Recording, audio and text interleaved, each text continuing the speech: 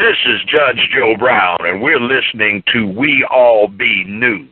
News-free Dixie for the 21st century. Good evening, boys and girls, scholars and laymen, and welcome to another wonderful edutainment edition of ThaArtivistThINks. And today's edition will be dealing with the election and the artivist's thoughts on the selection, rather, of one president-elect or select Donald J. Trump, and also overall in general. Now, it's been a very interesting year, to say the least.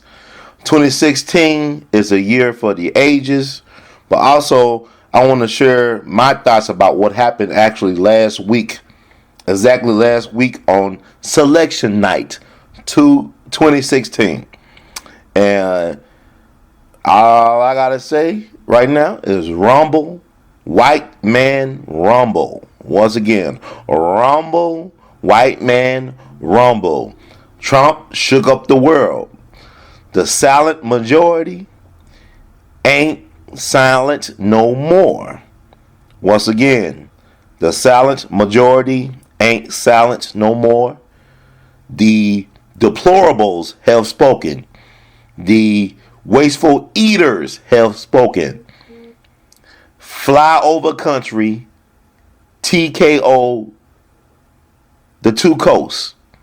Once again, flyover country, that's the middle of the country where people seem to neglect because everybody focus on the coast, on either the west coast, the left coast, or the east coast, which is the right coast.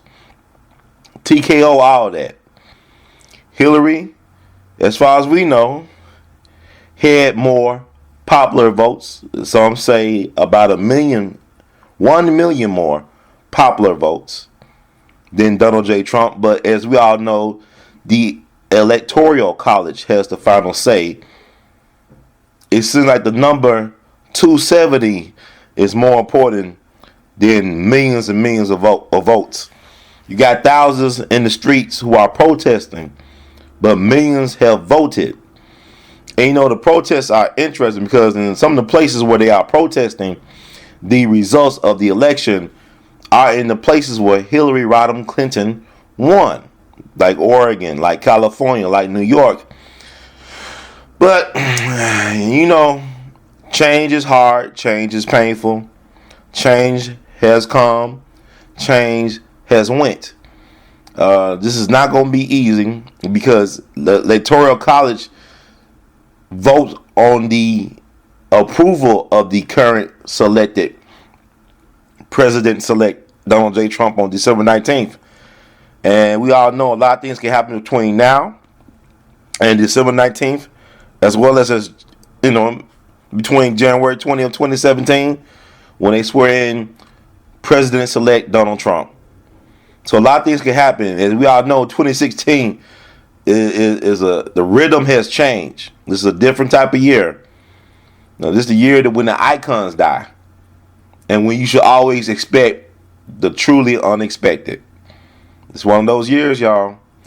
So let me get through what I'm trying to say. Now, people are trying to digest, even the TV pundits are trying to figure out, the so-called experts, the pollsters, what happened on Tuesday. And this is why I always like to tell people, and I want you to think about this. Get this in your head as I go through the rest of my commentary. White folks vote their fears. Black folks vote their hopes. Once again, white folks vote their fears.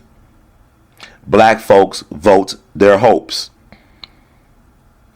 And another thing, it was interesting to see how black women almost voted 90% basically to see the first woman U.S. president in history. But it was the white women, the so-called white feminists, who betrayed the vision of the first woman president in U.S. history. White women voted overwhelmingly for the man who has been accused of raping and grabbing their pussies. They voted for that man.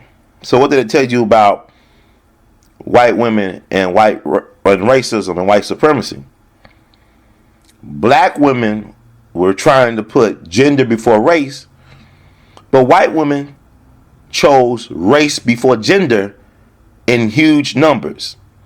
Because, like Baba Dick Gregory, they will find any type of way to blame this on black people. But it wasn't black people's fault that Hillary lost. It's all on Hillary. She provided the bullets for the machine to put in a gun to shoot her in the foot. A lot of the reason why she lost the elections, or the selection rather, is because she took the base for granted. She did not campaign hard enough. Donald Trump talked about this in the debates. A lot of the experts say he lost the debate. I don't really feel like he lost. Maybe he won 2 out of 3 of the debates, in my opinion. And the people have spoken. He won the selection. But what I'm saying is he brought up the fact that she would take extended breaks to quote unquote rehearse and practice for the debates. And now we know she also had cliff notes. I don't understand why she needed much time off the trail to practice for the debates when people were feeding you the questions. And you had all this experience in government and governing the people. But what she didn't have is charisma. She wasn't her husband. And people forget how charismatic and persuasive Bill Clinton is, especially with black folk and working class white folk. Like, go back to 92 when Bill Clinton was at the town hall with George H.W. Papa Bush. And he basically told that person, I feel your pain. I feel your pain. I understand. I feel your pain. So he do all that type of stuff. And, you know, he made George H.W. Bush look out of tune with the regular working class people, regular American people. Because he didn't do his regular shopping. He didn't know how the grocery store worked. George H.W. Bush didn't. Because he's an elite. He comes from money, wealth, power. You know, he doesn't do grocery shopping. Okay? But Bill Clinton, I remember when he did the eulogy for a dear friend of mine, the late great Honorable Judge DeArmie Bailey, a well-respected civil rights activist, as well as the visionary behind the National Civil Rights Museum in Memphis, Tennessee, the landmark where they assassinated Dr. Martin Luther King Jr. He did his eulogy at his funeral last year. And it was fascinating how black people responded to Bill Clinton. So he said something to the effect, well, basically, like, you know, he said, I'm from Hope, Arkansas. And my grandfather, like Judge Bailey's grandfather, owned the grocery store. And one of the favorite items besides the pickles in the jar were Jackson cookies. Oh, Jackson lemon cookies are the best cookie known to man ever made. And inside black folks said, oh, Lord Jesus, Master Clinton like lemon cookies he like them Jackson cookies. Okay? Black folks want to have everything, it seems like. I'm African American, I'm black too. But it seems like a lot of our people want everything to be a feel-good, church-going experience. We're living in hell right now, but as long as we have a good old revival and some gospel music, and the president sing Amazing Grace, we'll be okay, even though we catching hell. So everything that is important to black folks shouldn't always be fun and exciting or entertaining. This is serious business, especially when it comes to helping our people develop a sense of self-determination and self-respect. So, man, I know I used to like the Clintons very much. I mean, I think with black people, they still got this idea of Bill Clinton playing the saxophone on our senior hall show the first time around. That's still stuck in a lot of black folks' head. Toni Morrison, the author, I'm not even sure if she was serious when she said what she said, but calling Bill Clinton the first black president has stuck in a lot of our psyche. But here's the problem. We should not, as African Americans, as black people, owe the Democratic Party, especially the Clinton machine, that much respect and loyalty. The Democratic Party, the Clinton machine, has done so much to undermine the black family, to undermine black self-determination, to undermine black success in this system. And now I believe in karma. You know, I'm going to tell you a little bit why I say all this. Simply for the fact, let's look at the Democratic Party. Okay. There's a very good documentary out there called Hillary's America that just recently came out by the Indian American. He came from the country of India. Dinesh. I'm saying his name, Dinesh. You can look this up, Hillary's America. And although at times he played loose with the truth, there is still a lot of factual information in there. And it's up to you to research it for yourself. But he basically outlined some very good reasons why black folks should not be that much in love with the Democratic Party. Or you should not even have this type of loyalty. And another documentary I seen, which was pretty good, is the 13th by the director behind Selma, Sister Ava. She did the 13th documentary, which is available on Netflix. If you got a Netflix subscription, it's worth checking out. It talks about how the 13th Amendment never truly abolished slavery, for it allowed for prisons to exist as a form of punishment.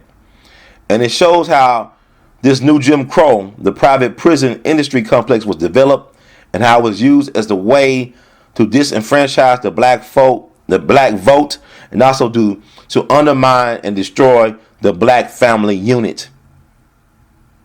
Powerful documentary. Both of these documentaries need to be seen. And really, they expose the Clinton machine. Because it was Hillary Clinton and her husband, President-elect Bill Clinton, that endorsed and created that 1994 crime bill, which allowed them to lock up more black people than any president in history. Yeah, the private industry complex started booming. The prison industry complex started growing under Richard Nixon and his so-called war on drugs, which was a war on black people. And Reagan did his part to expand it. But Bill Clinton was like Barry Bonds on quote-unquote performing enhancing drugs. He really took it to the next stratosphere, to the next level. So he was able to lock up more black people than any president in U.S. history. And then that crime bill helped to create the infrastructure for the super private industry complex in our country, which has allowed us to have more prisoners than any place in the world. We have 25% of the world's prison population, and we are only 5% of the world's population. We have 25% of the world's prison population, and we are only 5% of the world's population. So this happened on Clinton's watch. Yeah, it was a lot of black so-called politicians that sold us out on that one as well. He had the blessing of majority of the members of the Black Caucus. Only a few did not vote for that bill, but the majority of them voted for the bill. So he had black assistance. And let me let you understand this. White supremacy cannot destroy or undermine black power without black assistance. White supremacy cannot destroy or undermine black power without black assistance. So you need black folks working with the powers to be to destroy black people. Marcus Garvey was not just brought down by the FBI or the government. You had black folks helping the FBI and the government. The black FBI agent, James Wormley Jones, was hired, Agent 800, to neutralize, to undermine Marcus Mosiah Garvey. Same thing with Malcolm X. Same thing with all our leaders. You had so-called black Judases. The Judas Factor, another good book. That was written how Malcolm X was betrayed and assassinated. It was written by Brother Carl Evans back in the early 90s. The Judas Factor. That's a good book you want to check out. So, with that said, the Clintons locked up a lot of black people. So basically, she destroyed her own base. So that's karma for you. Because 20 years later, when she needed more black people to come vote for her, she destroyed generations of black voters. Her own base. So all the stuff that happened to Clinton, to the Hillary, as well as to Bill, has been self-inflicted.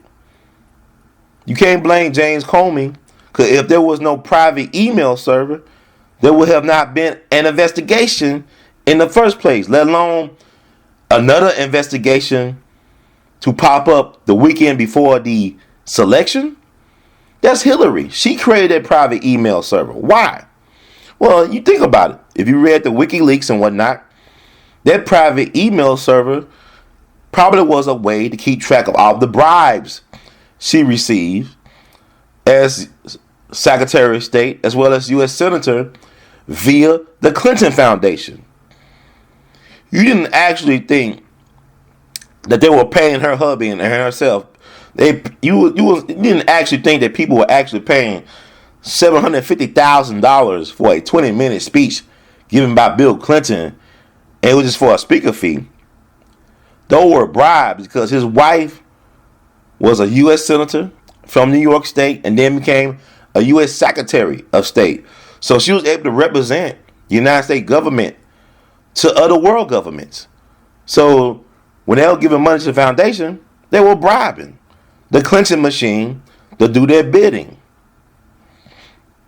You know, people say, well, Hillary, if she get in the office, she was going to take on Russia and start World War III. But they're business partners. Not just Donald Trump is friendly with Russia.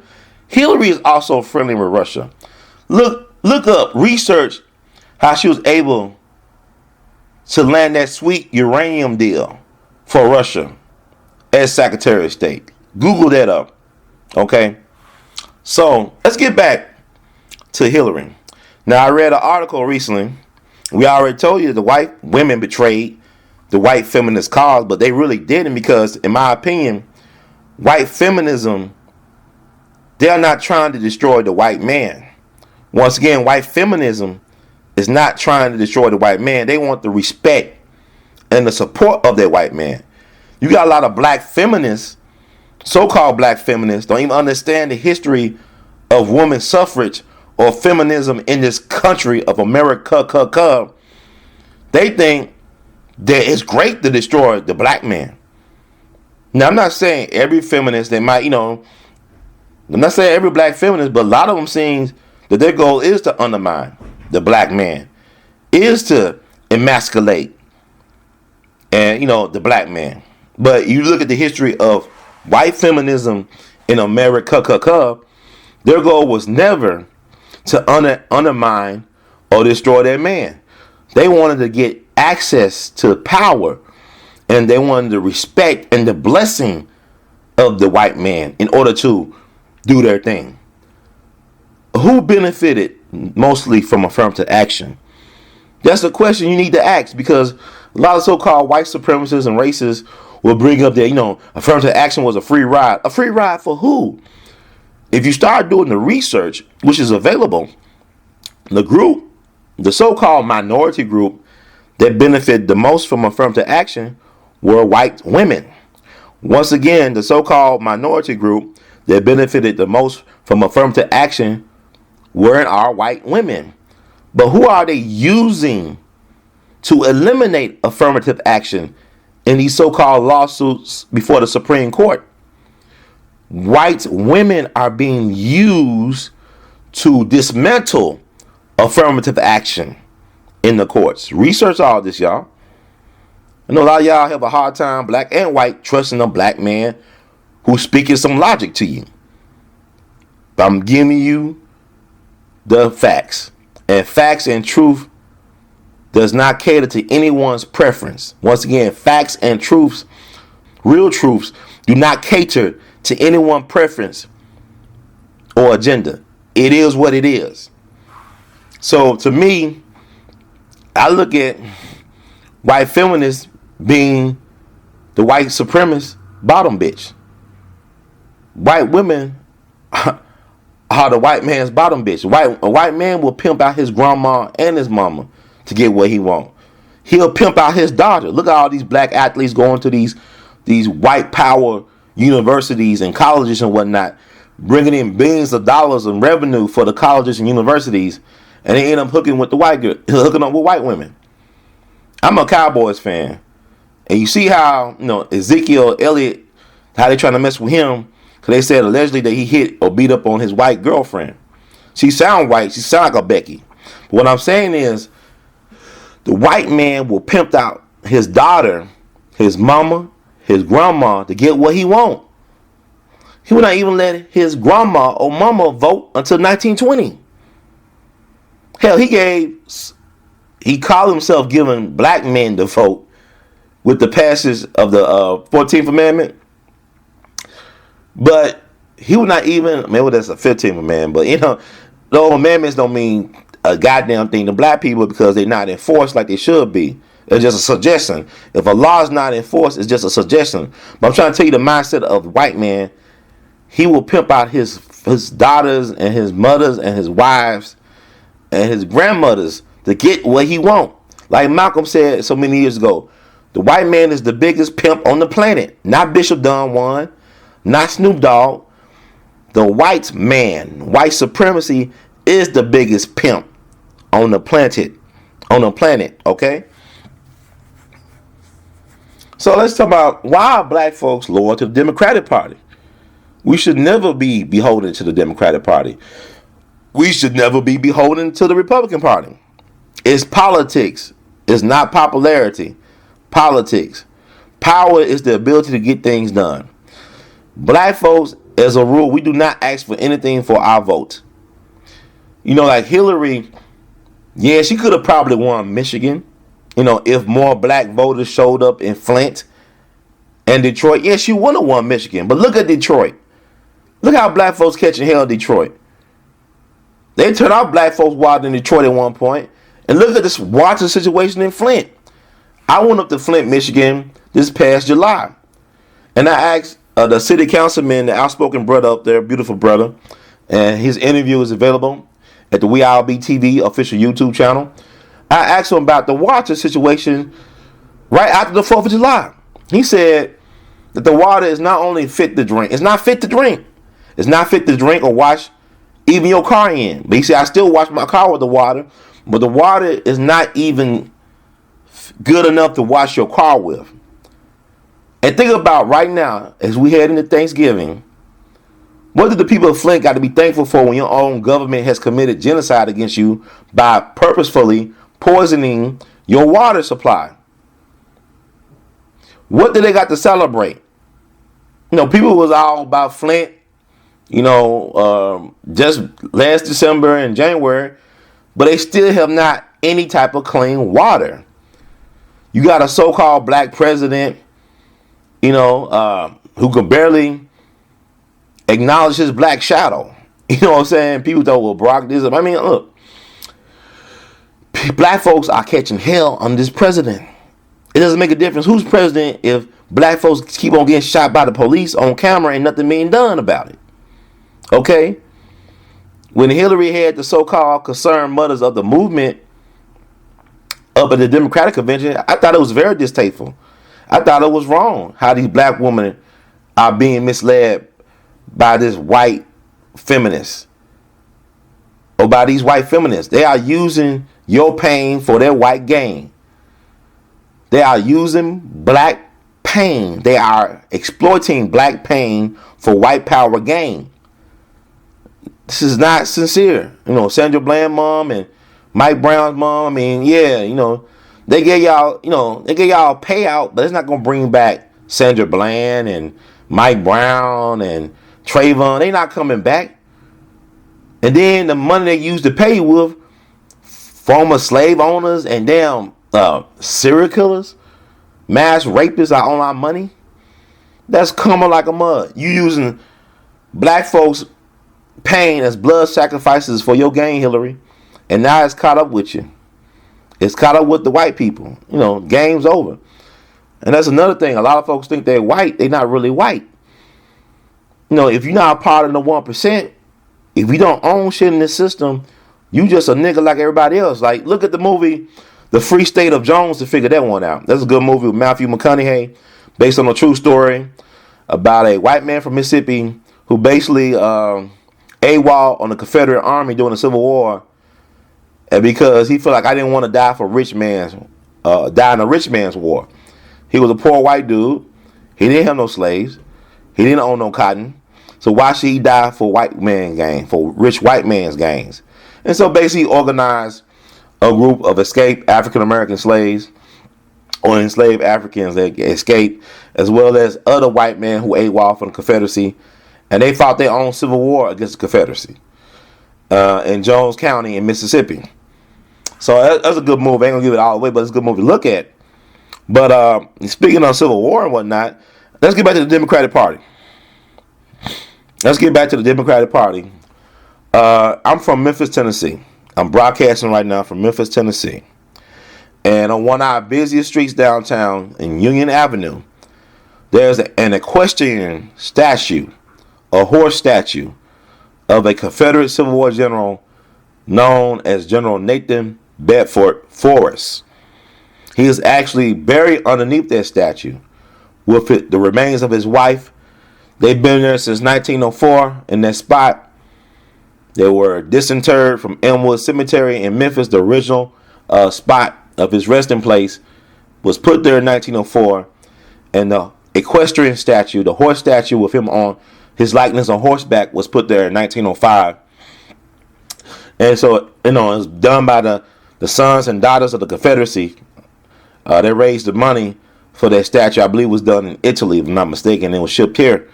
And every year, the Sunday before his birthday is on July 13th. He was born July 13th, 1821. Every Sunday before his birthday, sometimes there'd be thousands of white people from around the country, even the world, will come to Memphis to pay homage to Nathan Bedford Forrest. You have a lot of Confederate Civil War reenactors. You have guest speakers. Even his great grandson come out to pay homage to Nathan Bedford Forrest. The reason why I bring him up is because before the start of the Civil War, Nathan Bedford Forrest was arguably the largest slave trader in America. Right before the start of the Civil War, at least in the South, he became a millionaire through real estate and trading in black flesh and black misery. His slave market was located on Adams Street. Adams Street is the current location of juvenile court. So they still traded in black flesh, pain, and misery. So that's his living legacy. And I bring him up. He was a city councilman or alderman in Memphis before the Civil War. He was a war criminal. Before I say he was a war criminal, he is known to be a military genius. He is very unusual in the fact he had no formal education. He went to no military school, but he was able to rise to a rank of general. He rose. He had his own money. He raised his own army. And he was able to get to the rank of general, which is impressive. And they said two geniuses were created by the Civil War. One was Abraham Lincoln. The other was Nathan Bedford Forrest. Like the stuff he did as a cavalry leader, military cavalry leader, like he led on horseback. He rode around on horseback.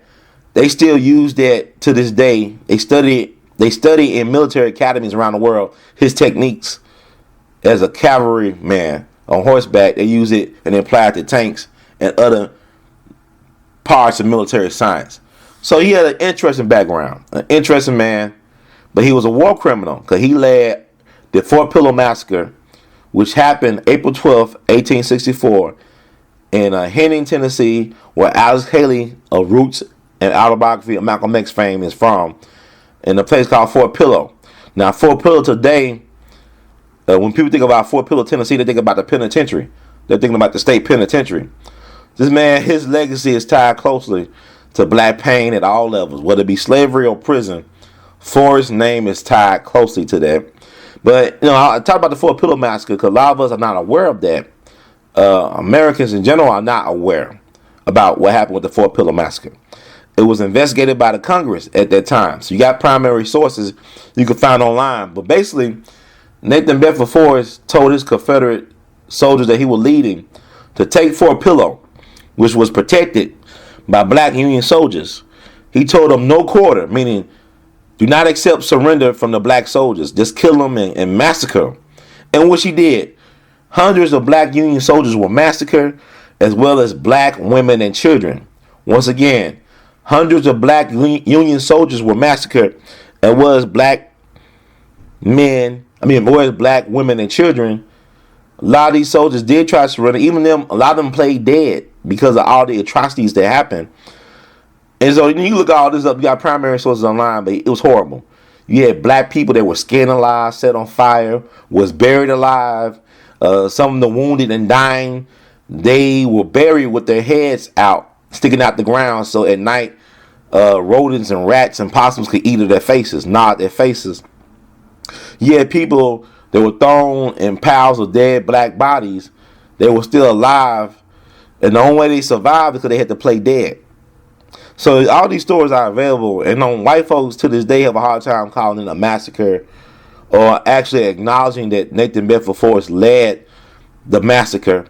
But even primary sources, letters written home from Confederate soldiers that was under Forrest, said he was there and led the massacre and gave the orders of no quarter. You even had eyewitnesses. You had black soldiers themselves, survivors. So you have all these primary sources, and yet white folks want to act like in the year 2016, nobody can know for sure if he was there. He was there.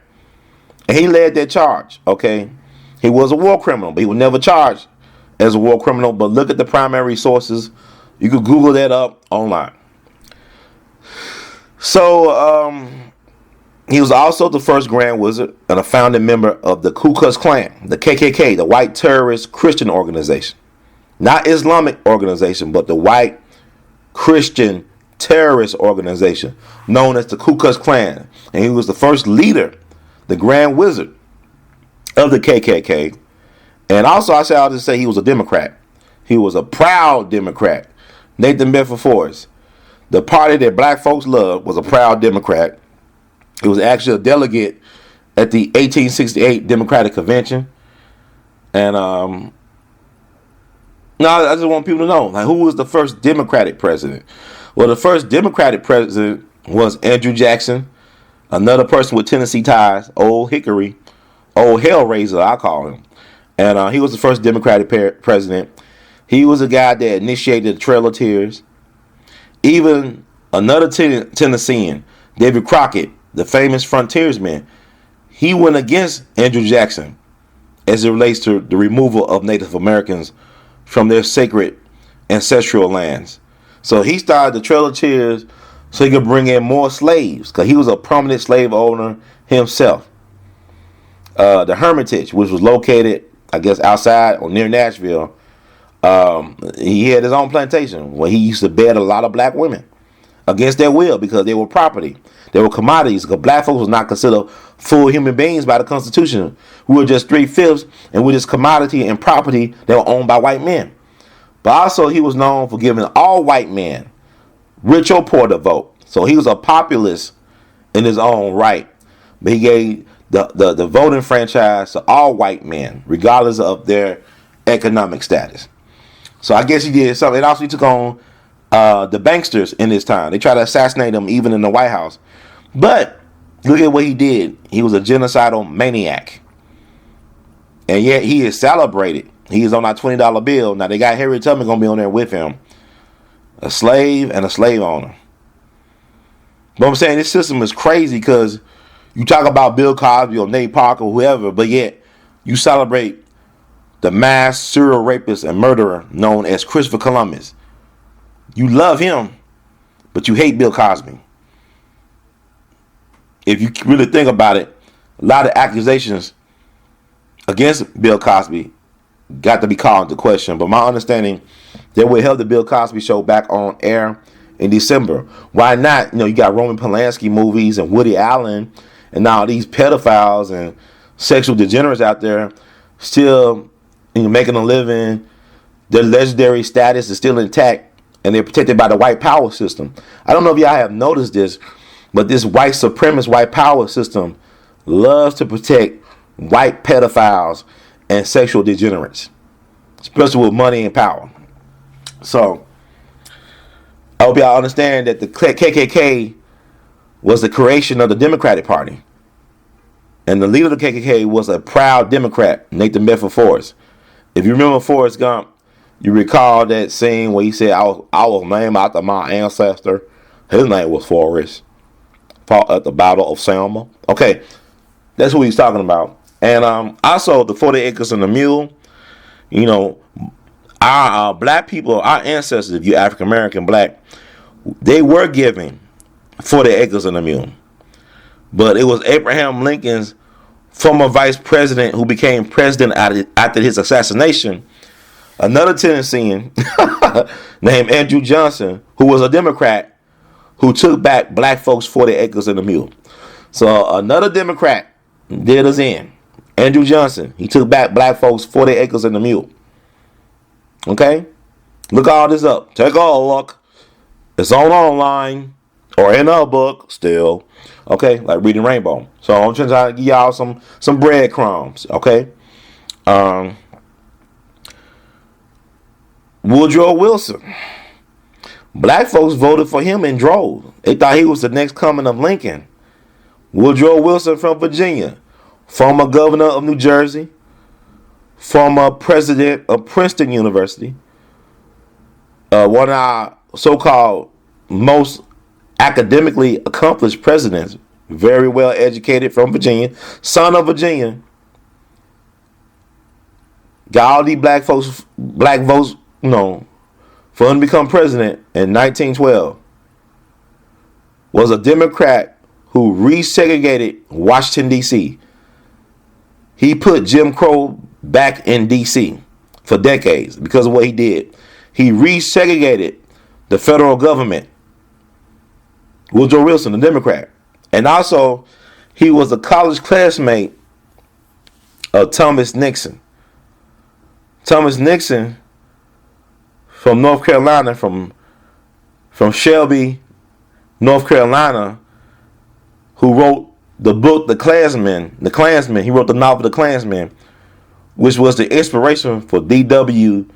Griffith's classic but controversial and disturbing Birth of a Nation movie, which premiered in 1915, which Woodrow Wilson actually premiered at the White House, which led to the rebirth of the Ku Klux Klan.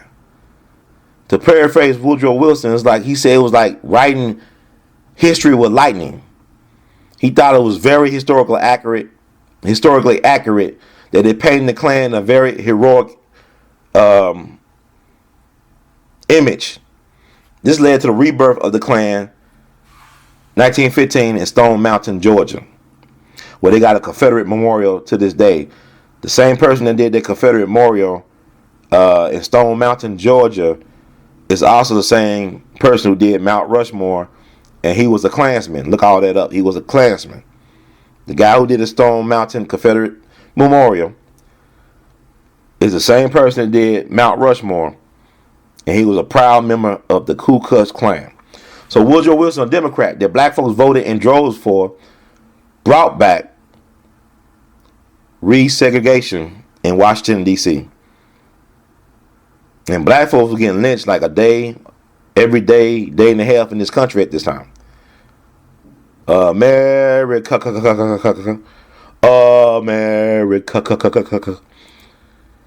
How much hate you have for me. So, Ron, this is kind of long. Well, I'm just putting it out there because I believe that information is power. And I also believe that knowledge is the currency of the universe. And I want my people, our people, my people are the people that know how to think for self and do for self. Research this information. Amplify what I'm saying. Because this is why I do what I do. Because I believe in serving my people. I think it's very important that people not be enslaved because they're afraid. Don't be enslaved because you're afraid.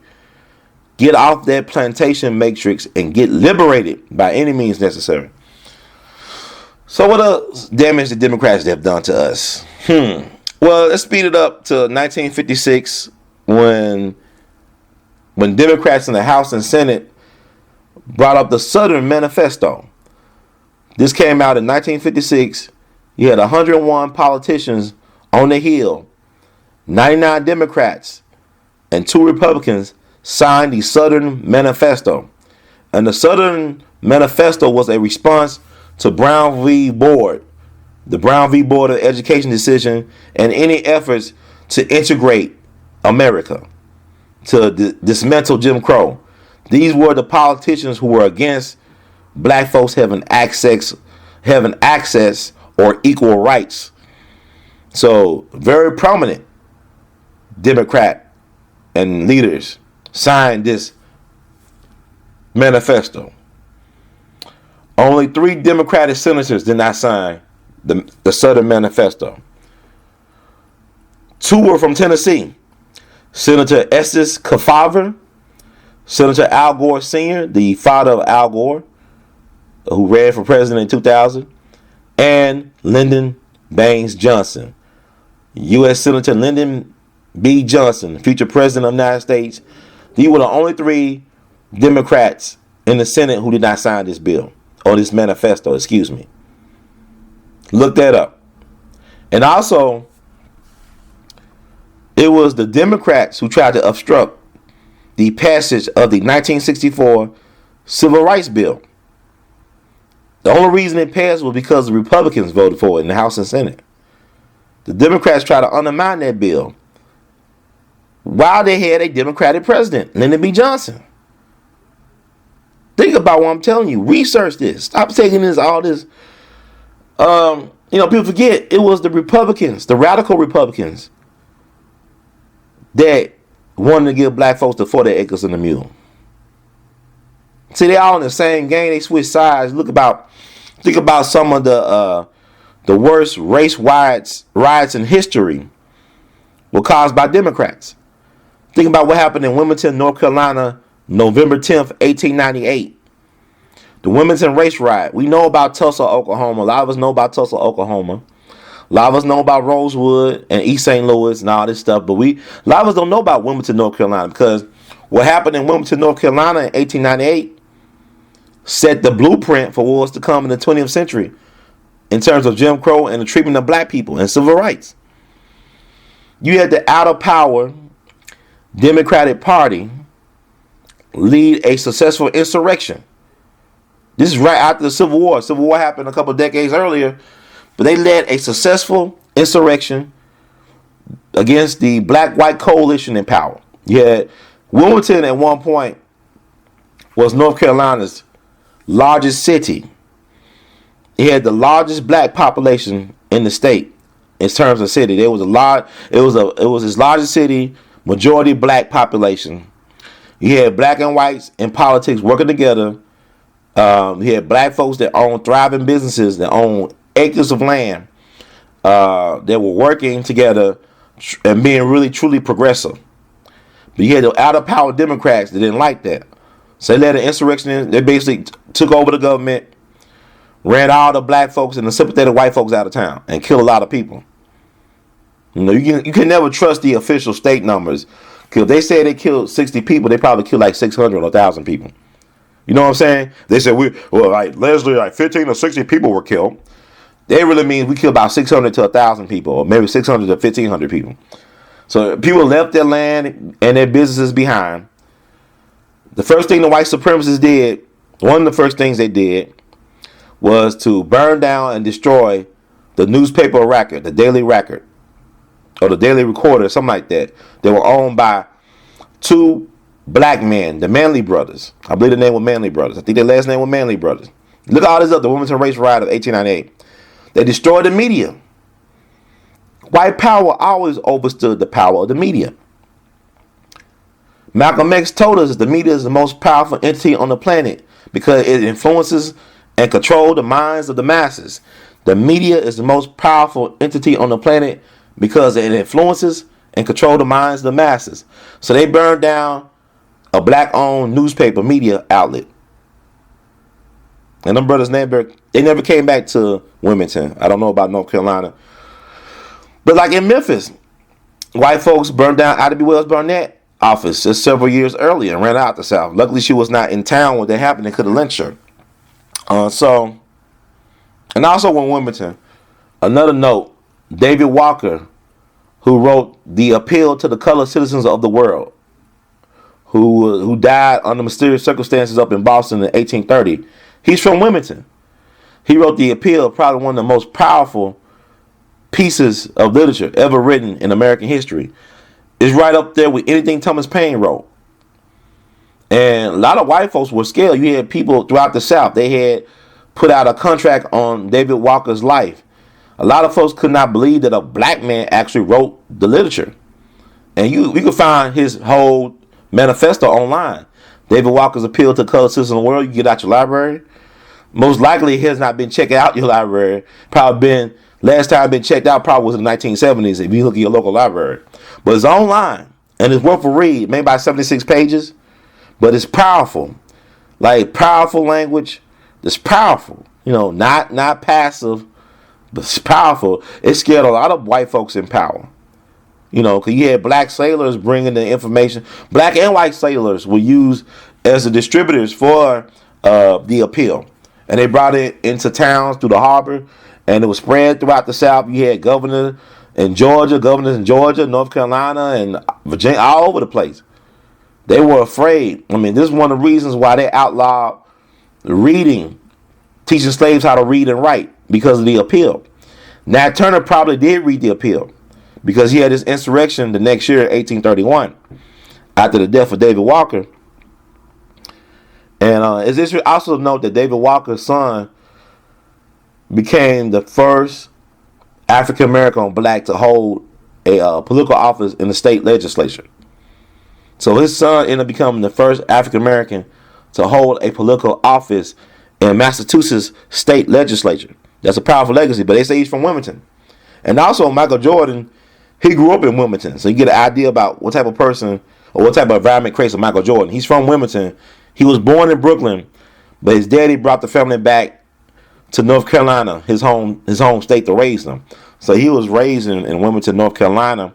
And also another note about Wilmington, North Carolina, I think after the insurrection, you know, it said that it was an insurrection plot planned in Wilmington, and you know, the people who planned the plot were snitched out by some black traders probably. I think one was named Reverend David Hicks. I think that was his name, the slave African.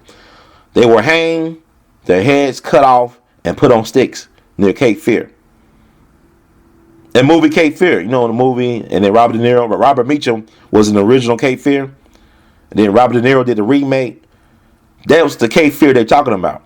But when you used to come into harbor, you could see impaled black male heads on sticks sometimes as a warning that we would not tolerate black uppityness and insurrection. Okay? So look up that. The Wilmington Race Riots of 1898 and yada yada yada. But I said, man, you said a lot of shit. I said, well, there's a lot of stuff to cover here. I'm trying to keep it on an hour. But getting back to Hillary Clinton and Bill Clinton, look at what happened to Ron Brown's body is a muttering in the grave. Ron's brown body is a muttering in the grave. Glory, glory, hallelujah. Ron Brown was killed, assassinated. And the Clintons' hands are covered in his blood. Ron Brown was the first black Secretary of Treasury. Was a big, campaigner for Clinton when he was running for president, and they paid him as far as his loyalty, made him the Secretary, not even Secretary of Treasury, but Secretary of Commerce. And he was, I guess, the bag man between the Clinton administration and the Chinese government. And all that came out in 2000 when Al Gore was running. The Clinton administration connection to China. You know, the money and all this stuff, the money and the deals. Like, it's the same old thing with the Clintons. Every time they get into power, there's always some type of scandal. And so Ron Brown, I think, threatened Bill Clinton to keep his son out of jail. Said, look, if you don't protect my son and keep him from going to jail, I might be going to jail. He probably think he was going to go to jail. He was willing to testify against the Clinton administration and their involvement in, dealing with China behind the scenes. Because he was their bag man. And so they arranged for him to make a trip, and suffice to say, he did not survive the plane trip.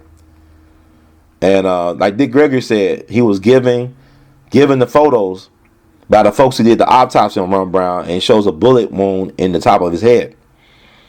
This happened back in '96, right before, the selection of '96. So think about Mary Mahoney, Mary Catherine Mahoney, who was a Clinton campaign aide and worked at the White House after Bill Clinton won the first time around. She was the night manager at Starbucks in Georgetown. And she also allegedly was the confidant of Monica Lewinsky, as well as other women who worked at the Clinton White House. Some of them used to come to that particular Starbucks in Georgetown to talk to Mary Mahoney. Back in July 1997, she was found dead with two of her employees in the freezer of Starbucks. Everybody received gunshot wounds or execution-style wounds to the head, but Mary Mahoney received multiple gunshot wounds to her body to ensure that she was dead. Now, what's strange about this case is the fact that the Starbucks was locked from the outside. That means that if you think about it, you would thought that the night manager is locked up for the night. There's nothing suspicious or fishy about that. Another thing is that all the money was left in the cash register. So you couldn't say there was a robbery because all the money was left in the cash register. Thousands of dollars. Okay. Found in the freezer. Nobody heard anything. So whoever did this probably used a silencer to kill the people. So they ended up blaming this on a black man by the name of Cooper. Some type of, career criminal. They interrogated him for 54 hours to get him to confess. I don't know what they did to him in those 54 hours of interrogation, but they got him to confess. He later said that he was coerced. His lawyer said he was tortured to confess. Well, I mean, maybe so. But he's doing some serious time in jail. I think his trial was in 2000. But that's kind of interesting because that's 97. This happened right before the Lewinsky scandal came out, and some other people coming forth to say that Bill Clinton sexually assaulted them. So a lot of folks don't know about the case, but I think you should look it up because it was a witness that was involved in that case who was murdered. You actually had that witness who was involved in the case who was murdered, and I don't think they ever found out who really did that. What was that all about? But Mary Catherine Mahoney, then Vincent Foster, the White House lawyer, they say he killed himself in the park. Other people say otherwise. Another good documentary look at is the Clinton Chronicles that talks about the Clinton rise to power from people that know him the best, Arkansas, folks who lived in Arkansas. Because another thing about the Bill Clinton thing is the fact that the Clinton Chronicles exposes their involvement in the drug thing. Like, we talk about Gary Webb, we talk about how the CIA put drugs and guns in the black community during the 80s to help fund their interest in Iran-Contra situation. The Contras down in, Latin America. So, Mena, Arkansas is where the CIA kept their airport base, where they were bringing in drugs from Central and South America into Mena, Arkansas to distribute across the country. This is back in the 80s. The CIA had the airport. The only reason we know about this is because two white teenagers were found dead on railroad tracks. And the white families, the teenagers' families, did not agree with the official story of what happened to the white teenagers. So they started doing their own investigation. They blew the lid off on everything because they exposed how local officials were corrupt and the cover-up and also the other things they were doing. And Bill Clinton was governor at that time. So Bill Clinton, as political savvy and intelligent as he is, he knew what was going on in Mena, Arkansas.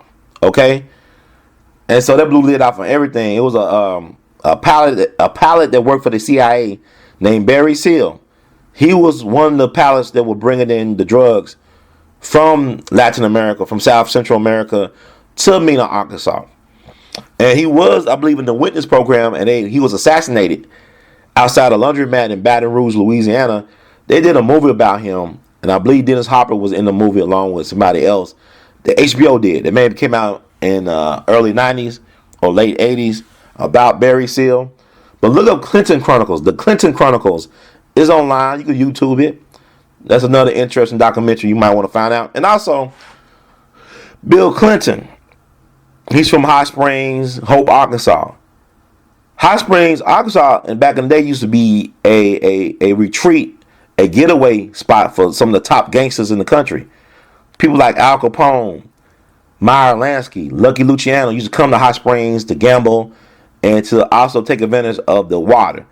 No, the water they're famous for. The healing powers of the waters, I guess, they have in Hot Springs. And Lucky Luciano actually was caught in Hot Springs while he was on the run from the law back in the 1930s. He had a white slavery rap he had to face up in New York City, and they caught him in Hot Springs. And the person who ran the Cotton Club back in the 20s and 30s, Oni Madden, the killer, he retired to Hot Springs and became known as the mayor of Hot Springs.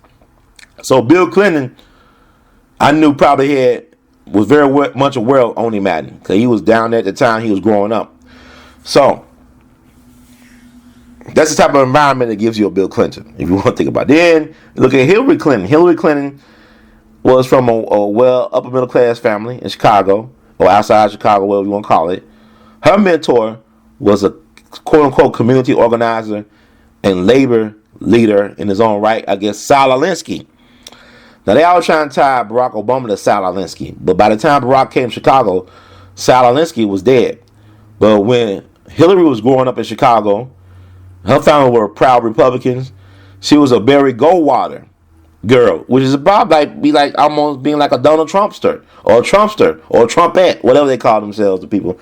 Almost, he was like one of them guys, maverick guy. If they had a Fox News back in the day, he probably would have been president.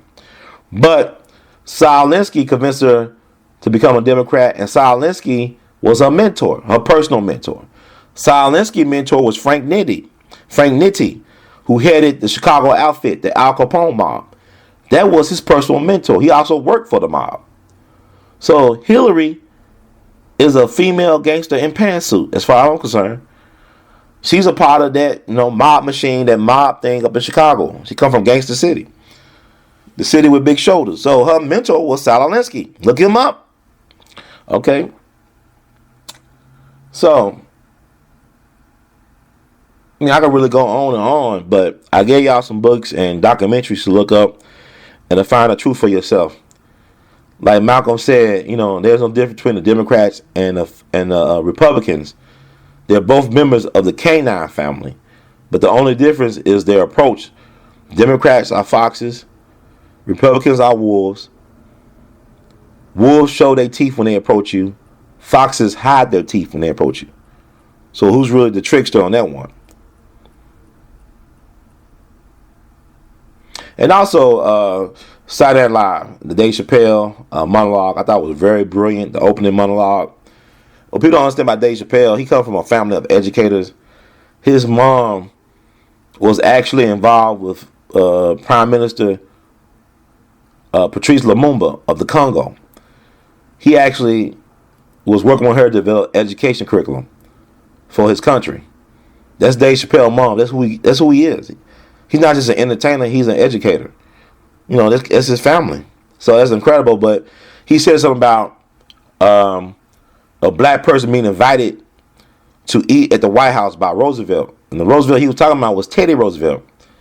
And the man or the black person who was invited to the White House to eat with the president was Booker T. Washington. Back on October 16th, 1901. October 16th is an interesting date for black history aficionados. October 16th, 1859 is when John Brown led his raid on Harper's Ferry. October 16th, 1995 was when the Million Man March happened. You had almost 3 million black men come to D.C. to do their thing on the Honorable Minister Louis Farrakhan.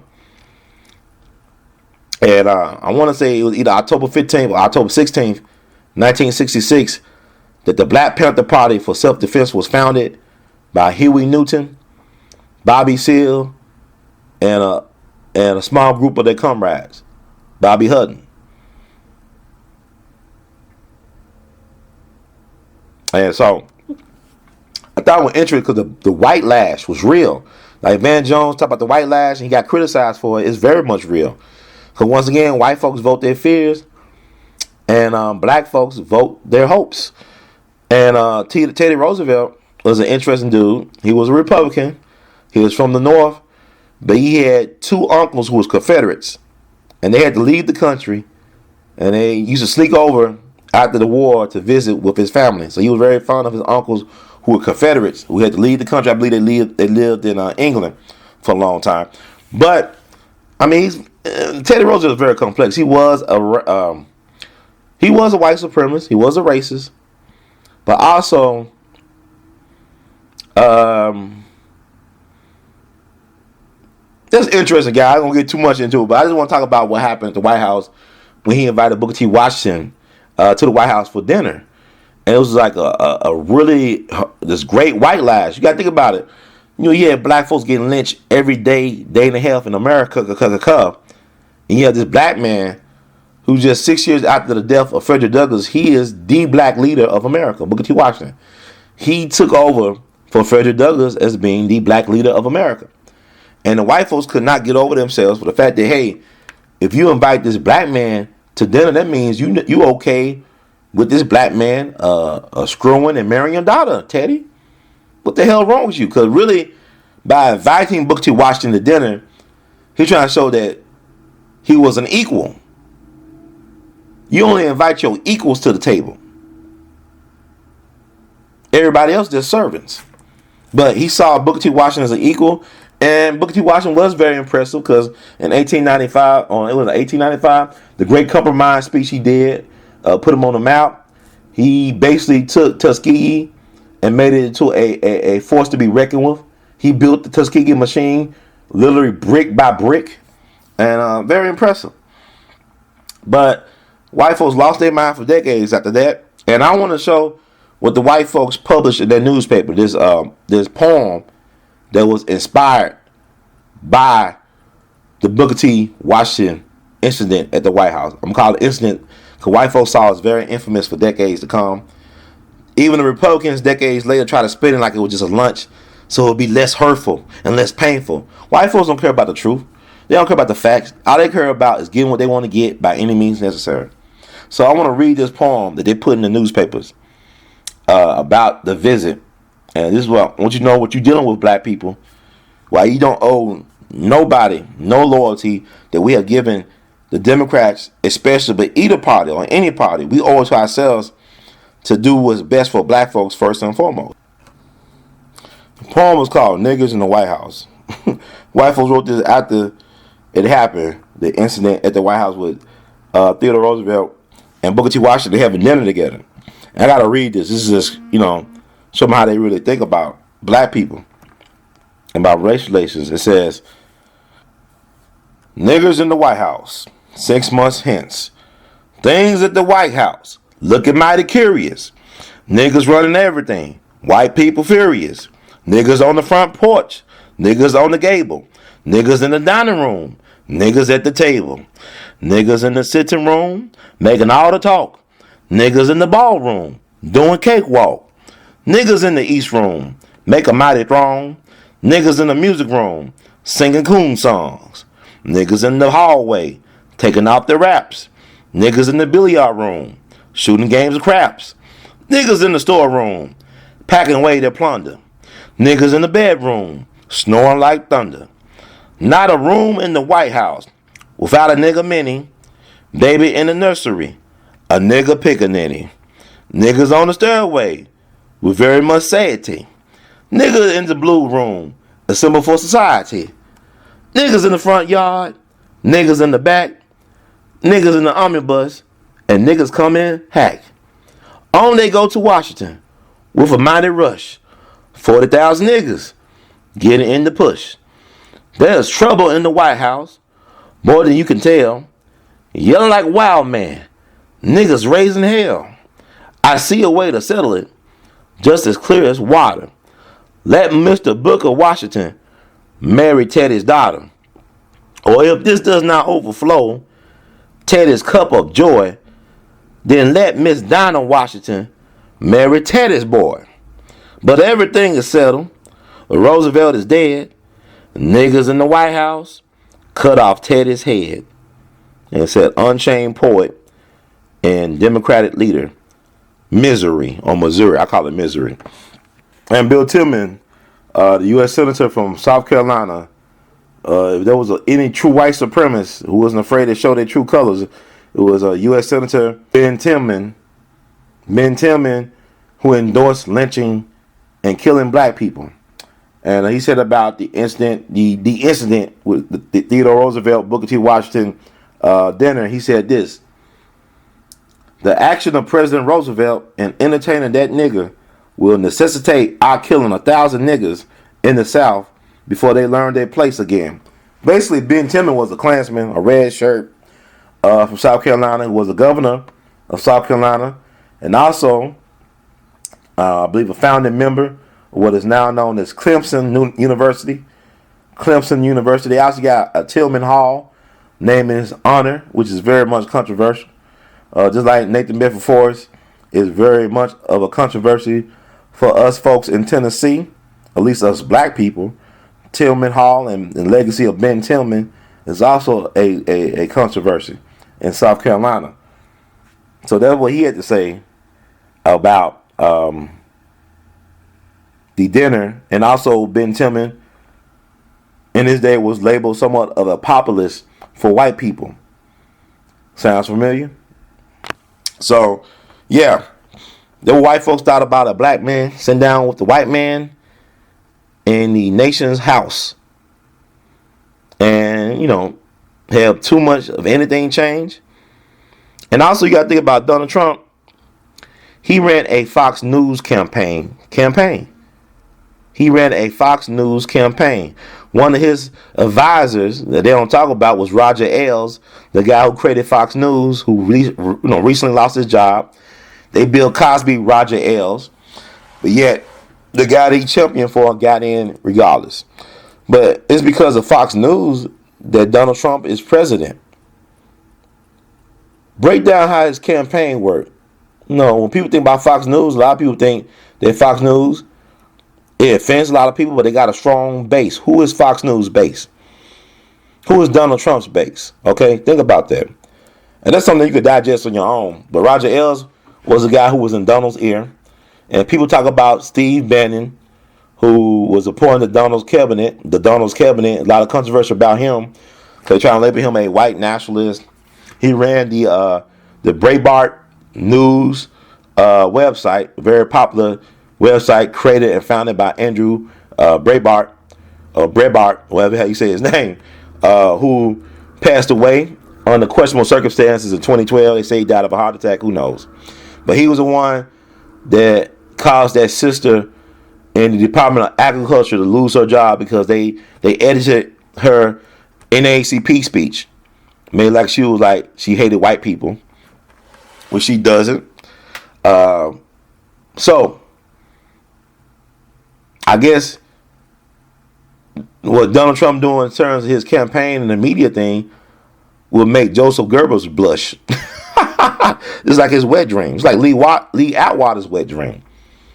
His Southern strategy on steroids, on HGH, human growth hormone. This was the Trump campaign. So, but I think one good thing about this is that we've been asleep as far as black people go. We've been in a lullaby state, a majority of us. Now we are waking up to the nightmare. Yes, we was catching hell under President Barack Obama's administration. Police brutality, white nationalism on the rise. One thing Obama did was expose the underbelly of white folks' feelings towards black folks and other people. To be honest, all white people are racist. All white people are racist. You got good racists, you got bad racists, but all white people are racist. And a lot of white folks ain't gonna understand that because they get all emotional because they want to be the ones that say, "Oh, we're not racist." But I say this: number one, racism is a problem that no black person is qualified to solve. Let me repeat. Racism is a problem or an issue that black people are not qualified. I'm not qualified as a black person, as an African American person, to solve white folks' racism. That's something they got to do for self. Because it's a system that benefits them. It does not benefit my people. Because it disenfranchises black people. I'm not going to say people of color. Because we need people that advocate for black people. We need to put black people first. Just like the white women and the white, working class man put white folks first in this past election cycle or selection cycle.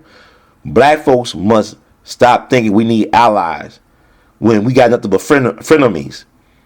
If they were really allies, they would put down their white privilege status and fight and die among us. They fight with us. They build with us. Like with John Brown. If a white person ain't willing to do what John Brown was willing to do, then I don't need your friendship. Because they killing us by any means necessary to shrink that population down. But it's backfiring. Because you got a lot of white males, middle-aged white males that are dying. Self-inflicted wounds, like from alcoholism, committing suicide because they see no hope. And black folks, we never had the franchise. And yet we still here. They put Planned Parenthood, like another thing. Margaret Sanger. She spoke at a Klan women's rally in New Jersey back in the 20s. She wanted to get rid of the deplorables that Hillary talked about. Margaret Sanger wanted to get rid of. She thought of black folks as being deplorable. I don't care what nobody say. She was not a friend to black people. She actually used black ministers to destroy the black family. You can look all this up. She had a quote out there. She had a lot of black leaders. I think a lot of them were misled. With all due respect, I admire some of the stuff they was able to do, but a lot of them was misled. She had black leaders like Dr. W.E.B. Du Bois and Mary McLeod Bethune buying into her stuff about Planned Parenthood. I mean, a lot of folks love Margaret Sanger, but they hate Hitler. They all part of the same game, But Hitler was more honest about what he was doing than Margaret Sanger was. So they put all these Planned Parenthoods in our community, but now people like Donald Trump and a lot of white folks, they don't want abortion no more because the white race is dying faster than it can reproduce. The white race is dying out faster than they can reproduce. And although abortion have killed millions of unborn black babies, black folks ain't going nowhere. White folks are dying out, and they are in fear of genetic annihilation. They are in fear of genetic annihilation. Like what Dr. Francis Cress Wilson figured out so many decades ago, they fear a black planet. They fear of being eliminated. That's why white folks act the way they do worldwide. That's why everywhere they go, they create havoc and genocide and all type of craziness. Because they fear of being genetically wiped off the face of the planet. Know thy enemy, know thyself, okay? So yeah, all white folks are racist because they feel like it's okay for this system to exist. This is a very much inhumane system. Abortions, you talking about lesser evils. Abortion in this system is a necessary evil because humanity is disrespected by this so-called system. If they consider you 3/5 human beings, if you got 7 billion people in the world and 3 billion are living on $1.50 a day, this system is not humane. You talk about being pro-life, but you're not willing to educate that life. You're not willing to provide health insurance for that life or free education for that life or housing and clothing and shelter for that life. You can't be pro-life. You pro-misery, okay? So, let's be honest. The contradictions. We must, in this period, elevate these contradictions so people can understand what's going on. And I believe 2016 was the year of the extreme. There was no in-between. And this, in a lot of ways, was a blessing in disguise because now people are forced to deal with the contradictions. Like people are crying for Hillary because she didn't win. People are mad at Donald Trump. But I'm saying this election was like voting for Al Capone, who was Hillary Clinton, or Lucky Luciano, who was Donald Trump for president. They both gangsters. It was like you said because Freddy Krueger lost to Jason or Michael Myers. Ain't no difference, man. Same old shit. And black folks, this is not our fight. We gotta stop getting to white folks' business. This election, selection stuff, all this stuff, worry about Syria and Iran, that's white folks' mess. Let's worry about us. What we gonna do for self? Let's build ourselves. Stop fighting for their interests that keeps you impoverished and disenfranchised, and start directing that energy into things that build you up, not break you down. Take it off the streets and get it into the suites. Your own suites. Build your own institutions. Let's invest in each other. Invest in yourself. Do for self. Don't do for them. A lot of us has died for this system to keep on holding this type of oppressive thing over our heads. We are just as guilty for perpetuating this madness as our so-called enemies, because we are blood sacrificing ourselves and future generations as long as we go along to get along in this system. This system is not made for black success and for black empowerment. This system is made to enslave black power, to serve and to be compliant and to submit to evil white supremacy. White supremacy does not exist in nature, because white supremacy is not real. But unfortunately, we manifest it to be real because we put so much energy. It does not exist, but we make it real because of our fear. This system feeds off our fear. And like FDR said, the only thing to fear is fear itself. So I want people to take a stand. Don't be afraid. We all got to die. Regardless if you believe or not, we all got to go. We all got to go. So like Dr. King said, to paraphrase him, if a man ain't willing to die for something, he ain't fit to live. Be willing to put your life on the line for something you believe in. Not only be willing to fight and die for what you believe in, be willing to live to the fullest for what you believe in. I said enough for right now. But I wanted to say something. Hope that the right people will hear what I said. I'm not worried about reaching everybody. I just want to reach the right people. Now's our time. This is our season. Like to paraphrase Frantz Fanon, this generation must find its purpose and to do one or two things. You can honor your purpose or betray your purpose, but own it. Own everything. Because 50 years from now, I can see a lot of us being like the civil rights activists of old. And I respect a lot of the elders, but the thing about it is they did not get the job done. You cannot march in circles and expect to get somewhere. You got to walk. You got to go in a straight line. The only way you get anywhere is by walking straight. You can't go in circles and expect to get something done and get something different. So I don't want to see these Black Lives Matter activists making excuses or mea couples, whatever you call it, all right, and apologizing, because you should not tell your children to submit to something that's evil and inhumane. You cursing your seeds when you tell your systems, your kids and your grandkids to respect a system. Grandchildren, children, great grandchildren, you tell them to respect a system that does not respect them. You deserve the hell you get. You cannot vote for less evil, and then you complain and bitch about police brutality. You paid for that in blood. You allow that nastiness, that filthiness to exist. You got the nerve to complain about it when you said it was okay for them to do the things they do to you and your own. You approve of that. It's like in the movies, the only way a vampire could come into your home is that you invite the vampire in. You must invite the evilness in order for it to manifest and take over your home, and for you to lose your peace of mind. Why is it that black women, they feel betrayed by the white women who all vote for Donald Trump? One of my sheroes of all time is the great Fannie Lou Hamer.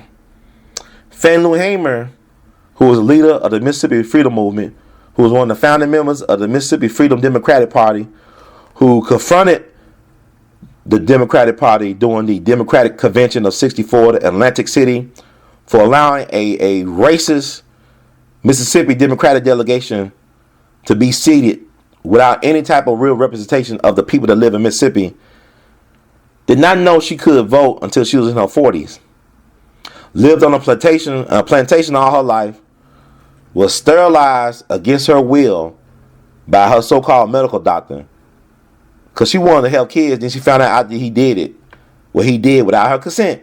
Because back in the day, you had like at least 21 states that were actually sterilizing women without their consent. You think about, we always talk about Hitler, where he gets his ideas from. He got it from America.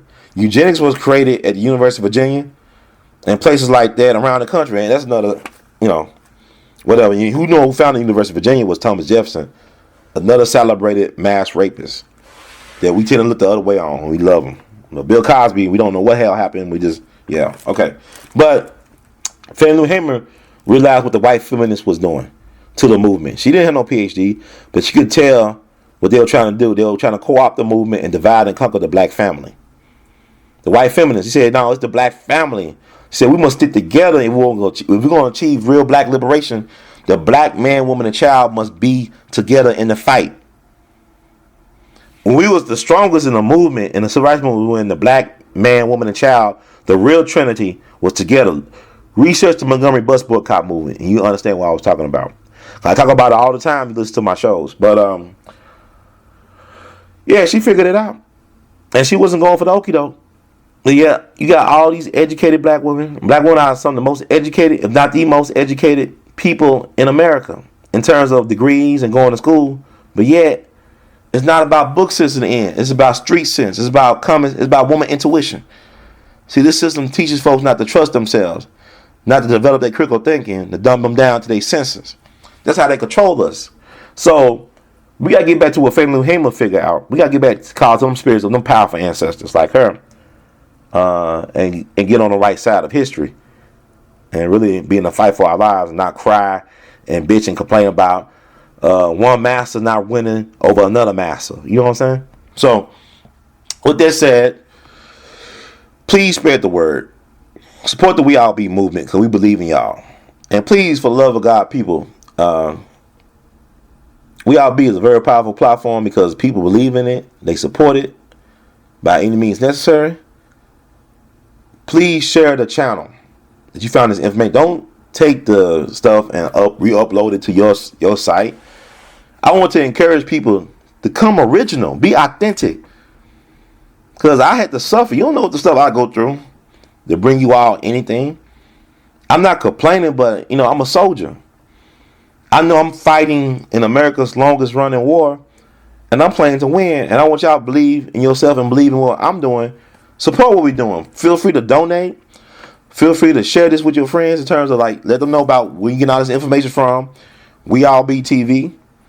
We love you madly. Keep on producing and pushing.